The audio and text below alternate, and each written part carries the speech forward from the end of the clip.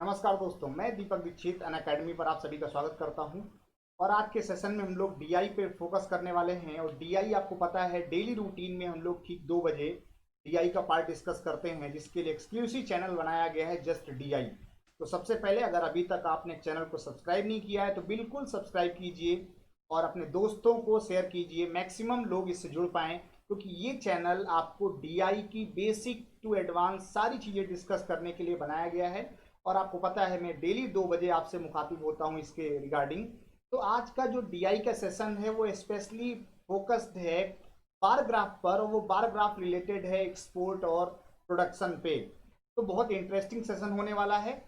फटाफट आप लोग जुड़ जाइए हमारे साथ, और उसके बाद आप लाइक कीजिए सेशन को। और शेयरिंग नहीं की है तो बिल्कुल शेयर कीजिएगा, और एक बार कमेंट सेक्शन में लिखें कि सर वी आर रेडी। अगर आप रेडी हैं तो जल्दी से बताइए, हम लोग सेशन को स्टार्ट करते हैं। रेडी हैं ना सभी लोग? स्टार्ट किया जाए। सारे लोग आ चुके हैं? ओके, ऑडियो वीडियो प्रॉपर आ रहा है, कोई इशू नहीं होगा। चलिए स्टार्ट करते हैं।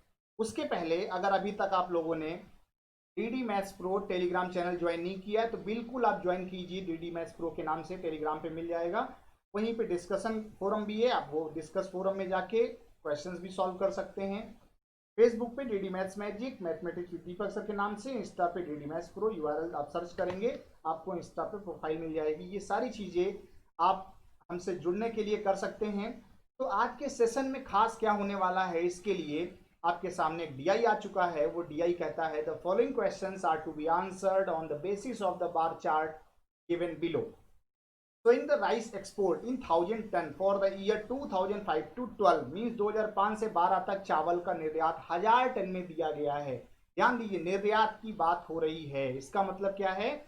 निर्यात क्या होता है? जो हम अपने देश से बाहर भेजते हैं। मीन्स उत्पादन में से अगर निर्यात को माइनस कर देंगे तो जो बची हुई क्वांटिटी है वो हमारे लिए क्या होगी? कंजप्शन होगी, मीन्स खपत होगी। यहाँ तक बात क्लियर होगी बिल्कुल। और अगर यहाँ तक बात क्लियर है तो सेशन को स्टार्ट करते हैं क्वेश्चंस के साथ। ग्राफ आपके सामने बिल्कुल सिंपल है। 2005 से लेके 12 तक आपको रीड आउट करना है। डायरेक्टली डेटा गिवन है, इन 1000 में गिवन है, बस ये याद रखें। क्वेश्चंस की कंडीशन क्या होगी, क्वेश्चन को ट्राई कैसे करना है, ये सारी चीजें क्वेश्चन के साथ डिस्कस करेंगे। जल्दी से स्टार्ट करते हैं सेशन को। फटाफट सारे लोग जुड़ जाइए। जिन लोगों ने अभी तक शेयरिंग नहीं की, एक बार शेयर कर दीजिए सेशन को। तो स्टार्ट करते हैं भाई, शुरू किया जाए। रेडी? चलिए क्वेश्चन देखिए। क्वेश्चन आपकी स्क्रीन पे आ चुका है। The export in 2010 were approximately what percent that of 2006। Condition क्या है? वर्ष 2010 में चावल का निर्यात वर्ष 2006 के निर्यात का लगभग कितने प्रतिशत है? बहुत बेसिक सा क्वेश्चन है। अक्सर आप ऐसे क्वेश्चन सॉल्व करते रहे हैं। बस यहाँ पे आपको ध्यान क्या देना है कि बात किसकी हो रही है? निर्यात की। और ईयर कौन कौन से हैं? 10 और 6। कंपेयर किससे करना है? 6 के रिस्पेक्ट में बात करनी है। मतलब 2010 का डेटा न्यूमरेटर में होगा, 2006 का डेटा अपॉन में होगा, डिनोमिनेटर में, इनटू 100। मतलब 2010 की अगर आप बात करें तो क्या कहें? 6032 टन का एक्सपोर्ट हुआ। 2006 के निर्यात का 6 में जो डेटा है वो कितना है? 1811 है, इनटू 100। अब हमें बस बता देना है कि ये इसका कितना प्रतिशत है। देखो, एक बात तो क्लियर है ना कि डिनोमिनेटर ही छोटा है। अगर हर छोटा है तो आंसर तो 100% से एबव ही आएगा। इतनी बात तो कंफर्म है। लेकिन ऑप्शन जो है ना वो सारे 100 से एबव हैं। तो कैसे जस्टिफाई करेंगे? तो डायरेक्टली देखते हैं, एक स्टेप में हो जाएगा। अगर हम 1811 को कहें कि ये कंप्लीट वैल्यू है, और कंप्लीट वैल्यू हमेशा कितने परसेंट होती है? 100% होती है। तो 18 तिया 54, मतलब ये 3 गुने के आसपास है, 3 गुने से ज्यादा है। 18 चौको 72, 4 गुने पे जाएंगे तो आगे निकल जाएंगे। मतलब आंसर जो होगा वो 3 गुने से कुछ ज्यादा होगा, मतलब 300% से कुछ ज्यादा होगा। और 300% से प्लस आंसर हमारे पास ओनली सेकेंड है। मतलब ऑप्शन नंबर सेकेंड हमारा राइट आंसर होगा। अप्रोक्सीमेटली 333% आंसर आएगा। क्लियर है बात? और समझ में आ रही है ना क्या करना है? 10 को ऊपर लिखना है, 6 की वैल्यू को नीचे लिखना है, फटाफट डिवाइड कर देना है। क्लियर? जल्दी से बताइए। अगर क्लियर है ना तो एक बार थम्स अप दीजिए कि सर बिल्कुल क्लियर है, कोई डाउट नहीं है। और सेशन पसंद आ रहा होगा बिल्कुल तो लाइक कीजिएगा। क्लियर? चलिए आगे बढ़ते हैं। अगला क्वेश्चन स्क्रीन पे आ चुका है। बहुत ही शानदार लाजवाब क्वेश्चन है। ध्यान दीजिए, क्वेश्चन की लैंग्वेज को पढ़िए, समझिए और आंसर दीजिए। मैं 1 मिनट का समय आपको दे देता हूं कि चलिए आप कैसे इसको सॉल्व करेंगे। एक बार आप क्वेश्चन की लैंग्वेज को पढ़ के समझिए करना क्या चाहते हैं।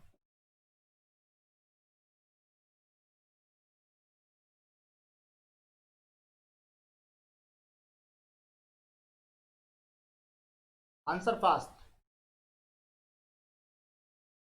बहुत आसान है, बस एक बार लैंग्वेज आप पढ़ लेंगे ना जल्दी से कवर हो जाएगा। रीजनिंग थोड़ी सी लगानी है, बस कैलकुलेशन थोड़ा सा है।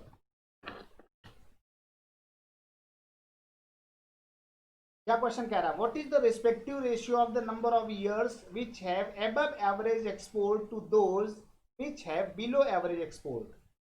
कहना ये चाहते हैं कि आपके पास जो ऑब्जर्वेशन है उसमें कितनी बार ऐसा हुआ है कि हमारा जो एवरेज से ज़्यादा एक्सपोर्ट हुआ है और कितनी बार ऐसा हुआ है कि एवरेज एक्सपोर्ट से कम वैल्यू आई है। इसका मतलब मेन पॉइंट क्या है कि पहले आपको एवरेज निकालना होगा, और एवरेज निकालने का मतलब क्या है, सारे आंकड़े को जोड़ना होगा और divide by number of years करने होंगे, जो कि कितने हैं, 8 हैं। मीन्स फटाफट आप क्या करेंगे, पहले सबको जोड़ेंगे। 3645, 18 11, 24 13, 4203, 7016, 6032 और 2025। ये सारे आंकड़े आप जोड़ेंगे और डिवाइड बाई 8 करेंगे। जल्दी से बता दीजिए ऐड करके क्या आएगा। देखते हैं। सबसे आसान एडिशन ही होता है, और कौन है ऐसा बंदा जो फटाक से ऐड करके बताता है। जल्दी से, जल्दी से ऐड करिए, तुरंत, टाइम नहीं है, मात्र 10 सेकंड लगाइए और जल्दी से ऐड करके बता दीजिए कि सर इतना होगा ऐड करके।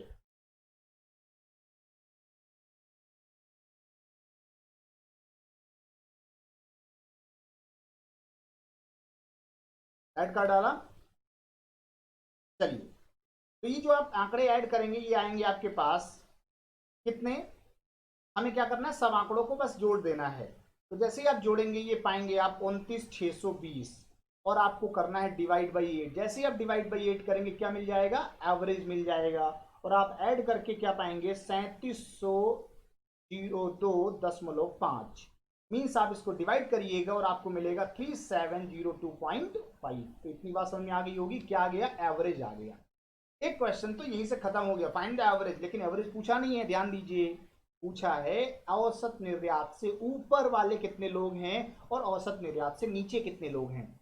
मतलब कितने वर्षों में एबव डेटा है, कितने वर्षों में बिलो डेटा है। तो अगर आप एबव की बात करें तो 3700 से ऊपर का जो डेटा है वो कितना है, 4200 है, 7000 है, 6000 है। मतलब 3 बार ऐसा हुआ है जब हमारा डेटा कैसा रहा है, एवरेज से एबव रहा है। और टोटल ईयर कितने, 5। इसका मतलब है बचे हुए टोटल ईयर कितने, 8। इसका मतलब है बचे हुए 5 ईयर ऐसे होंगे जिनमें डेटा एवरेज से बिलो होगा। तो आंसर क्या हो गया, 3:5। मीन्स ऑप्शन नंबर 3 हमारा सही जवाब है। बात समझ आ रही है ना? कॉन्सेप्ट बिल्कुल ओके है? कोई डाउट है तो बिल्कुल बताएं।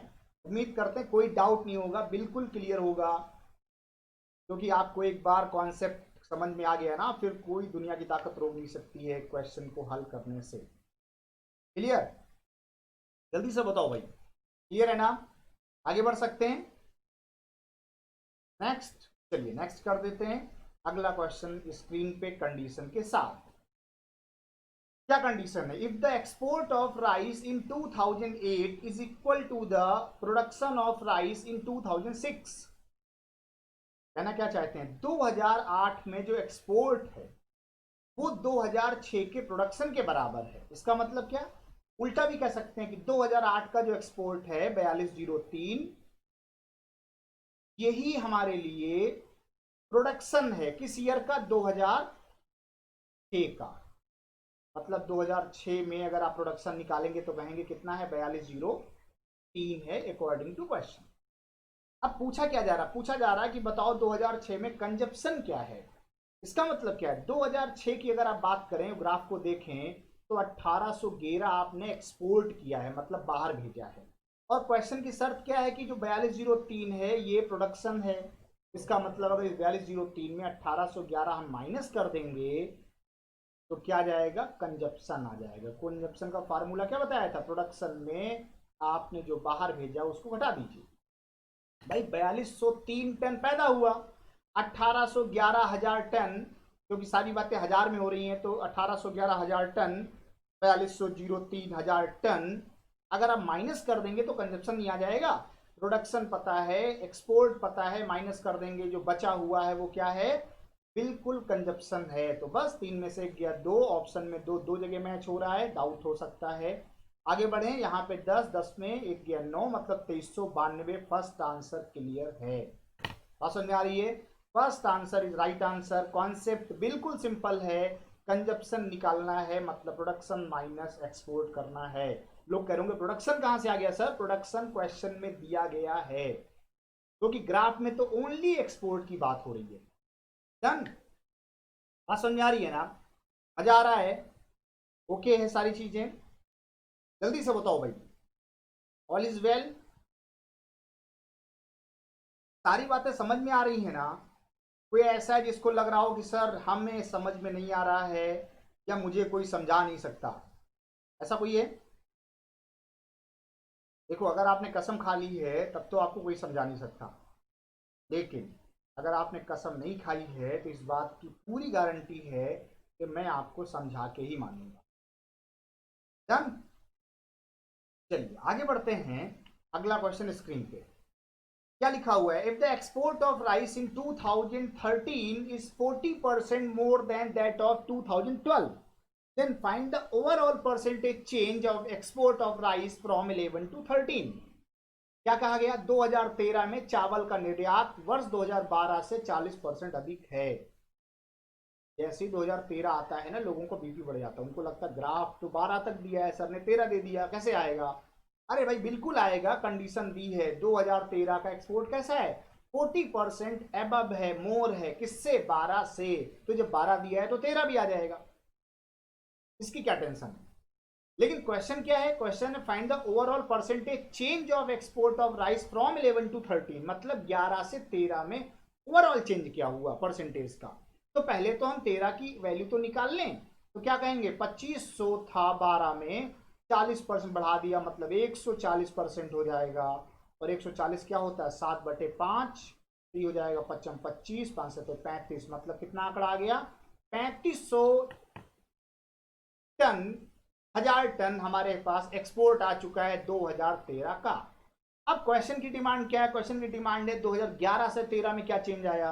अच्छा फिर वही बात भैया, 2011 में कितना है, 2011 में 2000 है, इसका मतलब क्या है कि 2000 2011 में है, और आपने अभी 2013 का एक और ग्राफ बना लिया है जो कि कह रहे हैं कितना है, 3500 है, तो कितना चेंज आ गया, 1500 का चेंज आ गया। कहां से आ गया, 2000 से, जिससे तुलना करेंगे वो कहाँ रहेगा, अपॉन में, बस इंटू 100, डबल जीरो कैंसिल हुआ, दो जीरो कैंसिल हुआ, 150/2, मतलब 75%। सीधा सीधा ऑप्शन है नंबर थर्ड हमारा सही जवाब। बात समझ में आ रही है, ऑप्शन नंबर थर्ड हमारा बिल्कुल सही जवाब है।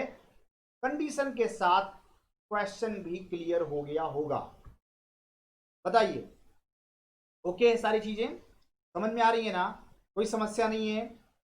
अगर कोई समस्या नहीं है तो एक बार लाइक तो कर दो, बिना कहे लाइक नहीं करोगे क्या, नहीं अपने आप लाइक कर दो, बिना लाइक किए हुए हम आगे नहीं बढ़ने वाले, जल्दी से लाइक करो फटाफट सेशन को। चलो हो गया, डन, आगे बढ़े। चलिए अगला क्वेश्चन स्क्रीन पे, कंडीशन को विशेष ध्यान दें, क्या कहा गया, एक बार टाइम हम आपको दे रहे हैं 30 सेकेंड का, जल्दी से रीड आउट कीजिए, क्वेश्चन फटाफट पढ़िए और बताइए क्या आंसर होगा।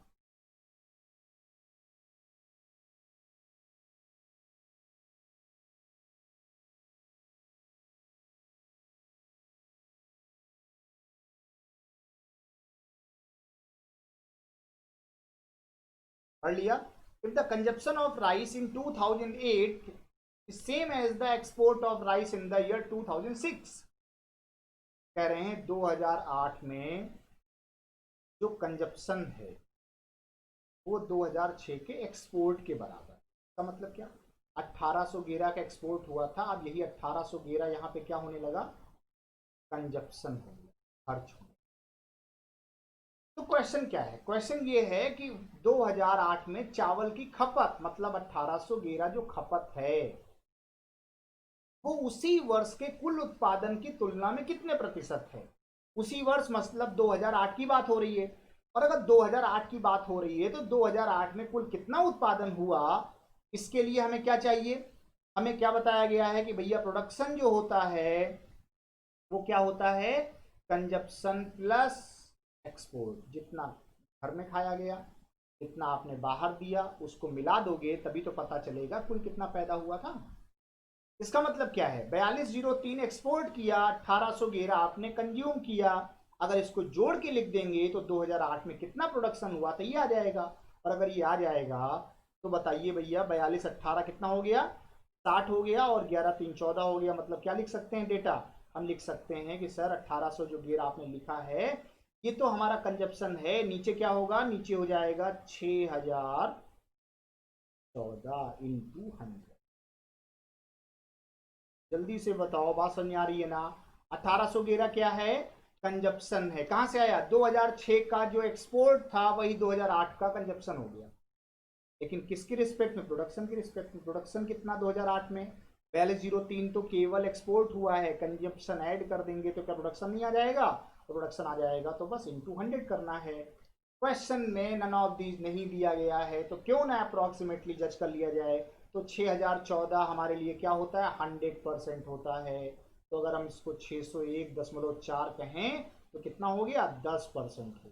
तो जैसे ही 10वां हिस्सा पता चल गया, 600 दशमलव कुछ है, 600 के आसपास 10% है, और 1800 के आसपास जाना है, मतलब 6 3 जा 18, 3 बार जा रहा है ना, मतलब लगभग 3 गुना, मतलब 30%।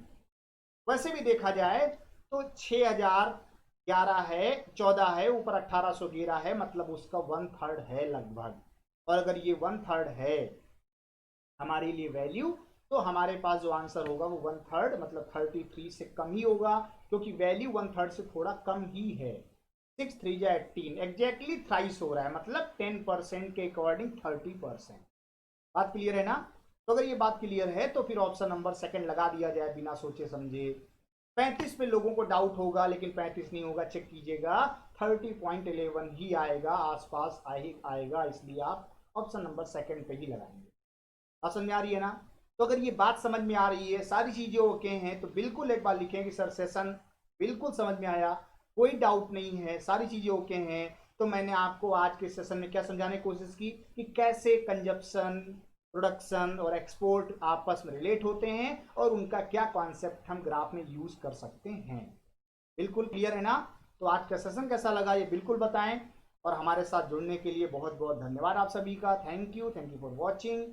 चैनल को सब्सक्राइब कीजिए, लाइक कीजिए, शेयर कीजिए, और अगर अभी तक डीडी मैथ्स को ज्वाइन नहीं किया तो ज्वाइन कीजिए। और एक खास बात मैं आज बता दूं आपको कि अगर आपको लगता है कि सर ये डीआई आप मुझे डिस्कस कर दीजिए, वो डीआई क्वेश्चन के साथ आप डीडी मैथ्स प्रो चैनल से जुड़ने के बाद इसका जो डिस्कस फोरम है टारगेट विद दीपक सर, वहां पे आप आएंगे और आपको डीआई के क्वेश्चन डालने हैं, पूछने हैं। वो क्वेश्चन पूरा सेट में होना चाहिए, क्वेश्चन और उसका para means passage means graph. और अगर ये सारी चीजें आप हमें सेंड करेंगे तो मैं आपके क्वेश्चंस को भी अपने सेशन में इंक्लूड कर सकता हूं। तो आज का सेशन कैसा लगा ये बिल्कुल बताएं, और बहुत बहुत धन्यवाद आप सभी का जुड़ने के लिए। Thank you so much.